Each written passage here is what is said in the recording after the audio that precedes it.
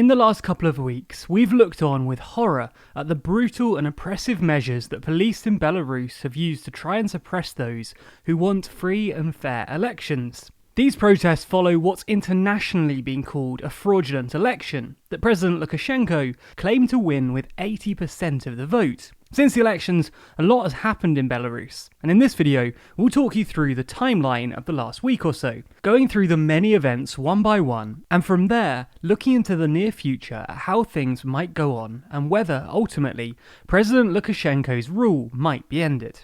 We've been covering this issue as it's played out in the TLDR daily briefing. The daily briefing is a 4-minute summary of the day's news and allows us to touch on topics like this as they evolve. In fact, Belarus has been a regular feature in recent briefings. You can read it in the daily newsletter or over at tldrnews.co.uk. There's a link to sign up to the newsletter in the description. Or you can listen to the daily podcast by searching for TLDR News in your podcast app of choice.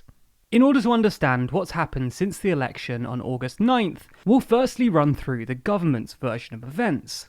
The Belarusian election was held using direct suffrage, and by using a secret ballot. The Belarusian system demands 50% turnout, and at least 50% support for the winner. The government, or should we say government-backed media outlet, claimed that 5,737 polling stations were set up, with, according to this source, 248 international observers and almost 50,000 domestic observers. However, these observers weren't the normal ODIHR who normally oversee elections, as the ODIHR weren't invited. Instead, they were overseen by the CIS, who, according to Katia Glaud of the ODIHR, are very biased and never contest the results. According to her, they're fully controlled by Moscow. This led to Lukashenko supposedly winning a whopping 80.1% of the vote, to the 10.12% that the opposition leader supposedly won. Many didn't believe the results of this election, which is not surprising, since not one single election under the reign of President Lukashenko has been seen as free or fair by the international community. Many in Belarus accuse the president of vote rigging, including ballot box stuffing. Evidence of this is rare and hard to come by, arguably because the president is the head of vote counting, and is therefore unlikely to leave evidence around, showing that he's been rigging his own elections. In response to the claim that the election was rigged, voters in Belarus decided that it was time to protest, with protests starting the very same day as the election result. A Guardian reporter in Minsk claimed that he saw police use rubber bullets and water cannons against protesters. He also claimed to see police driving into protesters. These protests have, according to Alberta University professor David Marples, been the biggest protest I've ever seen in Belarus since Lukashenko came to power. But, as it turned out, this was just the first day of the protests. The following day, August 10th, started with a surprising turn of events. Svetlana Tikhanovskaya, the leader of the opposition, fled to neighbouring Lithuania. Apparently, she did so because she'd received a threat to her children. This is what she had to say. Я приняла очень тяжелое для себя решение. Это решение я приняла абсолютно самостоятельно. Ни друзья, ни родные, ни штаб, ни Сергей никоим образом на него просто не могли повлиять. И я знаю, что многие меня поймут, многие меня осудят, а многие и возненавидят. Но, знаете, не дай Бог оказаться перед таким выбором, перед которым оказалась я. Поэтому, люди, берегите себя, пожалуйста. Ни одна жизнь не стоит того, что сейчас происходит.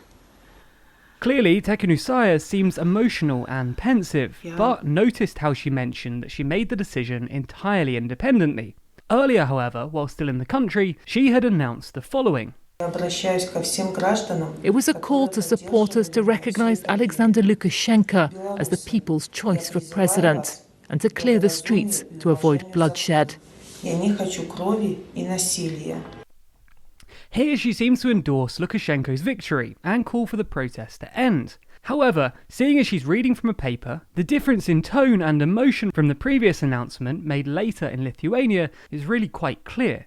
Taking this together with the fact that her husband, Sergei, has been detained, suspicions are that Lukashenko exerted personal pressure on her and forced her into endorsing his electoral victory in an attempt to stop the protests. If this was indeed the president's plan, then it clearly backfired. That's because on August 11th, the demonstrations intensified into real riots.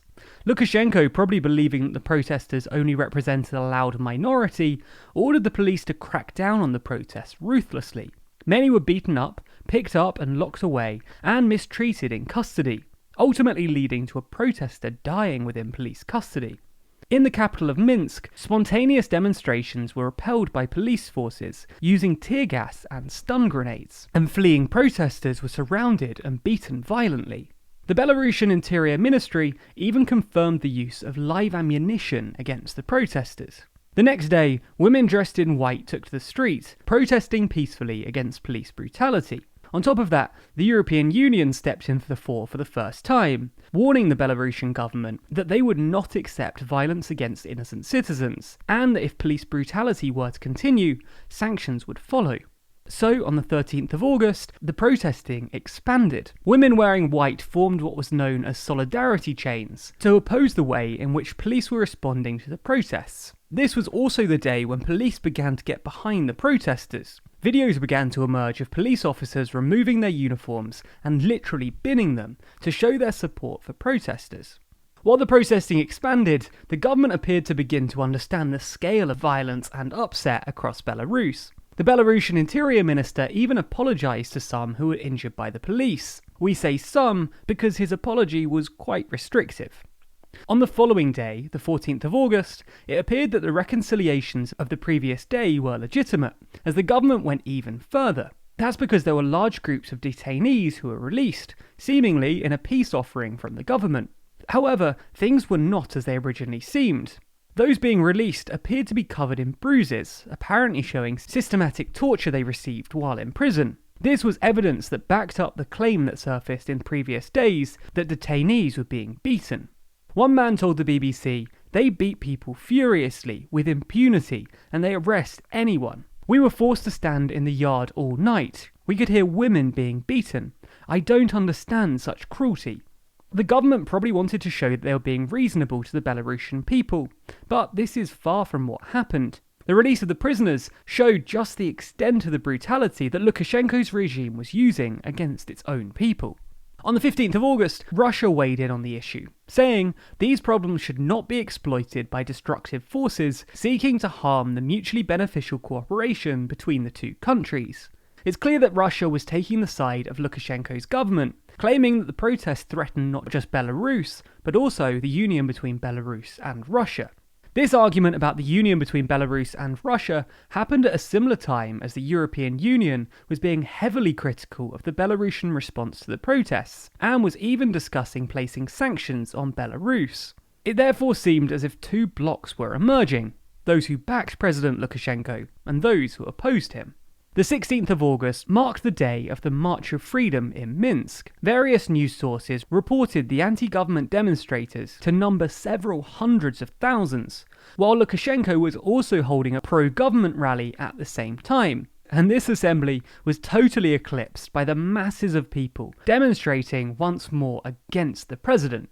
Seeing as domestic support began to crumble, President Lukashenko sought the support of Moscow, asking the Kremlin for a military intervention in case external threats would be posed by foreign powers. Lukashenko subsequently claimed that he was indeed promised such support from Putin. The question of whether Russia will actually do anything in Belarus is a tough one to answer though. Political analyst Archrom Schreiman commented, "For Moscow to back a losing side, it would need too many forces. That wouldn't include a huge occupying army that would need to come to deal with partisan warfare. I don't think that's something the Kremlin is ready for." Following the protests, the EU have claimed that more sanctions will be imposed on Belarus, and UK Foreign Secretary Dominic Raab has claimed that the UK will follow the EU with any sanctions that they impose upon Belarus. This could have a serious impact on Lukashenko's position, as he's previously relied on the argument that he provides stability to Belarus, and that only he can maintain this stability. If he's shown to be unable to provide this, then even some of his own supporters may question why it's necessary to live under the harsh conditions that Lukashenko imposes on his people. Whether Lukashenko is able to control the economy despite sanctions and strikes is still yet to be seen. And if there's more news on this issue in the coming weeks, we may release a follow-up video. So be sure to subscribe to the channel and hit the bell icon to be notified if we release another video on this topic.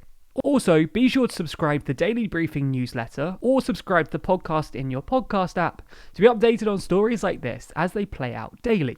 Special thanks to our Patreon backers who make videos like this one possible. And if you want to see your name listed at the end of videos just like these people, then be sure to back us on Patreon. There's a link to that in the description.